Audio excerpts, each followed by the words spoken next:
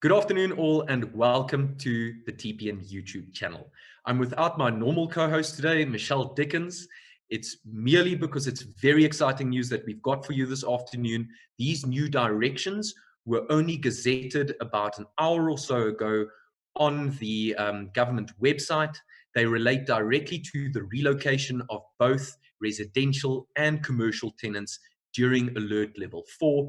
But as usual, let's go through the regulations together. Let's get stuck into this and let's see exactly what they say. In terms of Section 2, the purpose of these directions is to facilitate the movement of persons and goods across provincial, metropolitan, and district boundaries during the period of Alert Level 4. This caters for the movement of persons and goods where a person is relocating to a new place of residence, the movement is necessitated due to domestic violence, or business is relocating to a new premises. This requires also the change in place of residence or business, including the transport of related goods to a new place of residence or business within the Republic. What does this mean? It means that in terms of the previous regulations, where it specifically stated residential tenants would only be permitted to relocate premises where a lease agreement was entered into prior lockdown, that entire portion of the directions has been excluded in the new amended directions.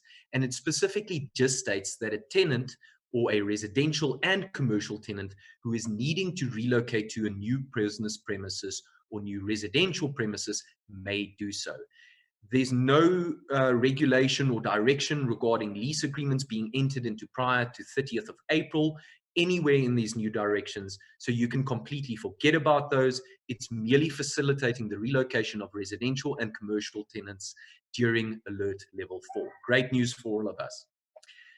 In terms of Section 3, it also caters for permits. So what I didn't state in the first section was that these tenants that are able to relocate in terms of Section 2 must be granted a permit. So let's have a look at these permits. A person referred to in subparagraph A, that's paragraphs we've just gone through, must obtain a permit to travel across provincial, metropolitan, or district boundaries from the head of a court or a person designated by him or her, or the station commander of a police station or a person designated by him or her. The permit must correspond with Form 1 to these directions. We'll put that form up for you guys so that you can go download it if you're a tenant that needs to relocate and you take this permit through to the court or to the SAPS.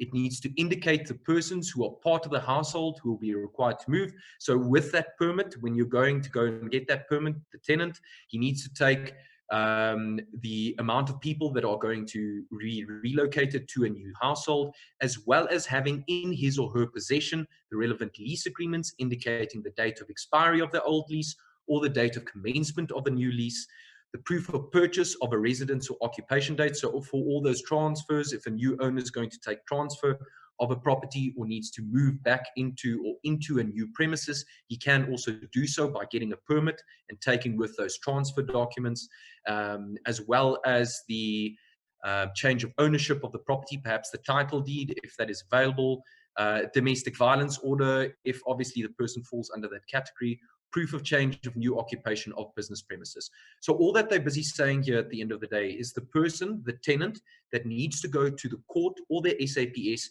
to be granted a permit to relocate needs to take along all the supporting documentation that is required for the police to issue that permit.